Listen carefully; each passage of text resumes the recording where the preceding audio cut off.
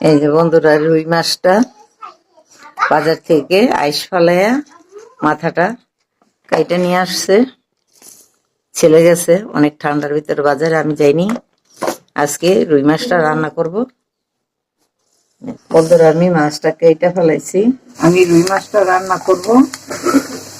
দিয়ে দিলাম পরিমাণ মতো আদা রসুন বাটা, দিলাম টমেটো কুচি, দিয়ে দিব জিরা বাটা,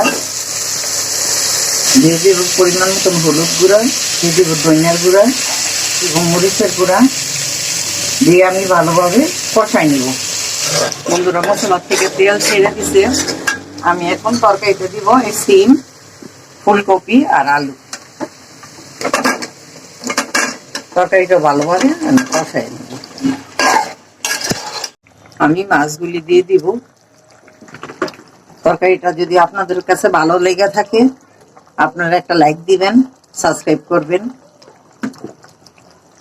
ধনিয়া পাতা কুচি ছড়াই দিলাম। কেমন লাগলো তরকারিটা?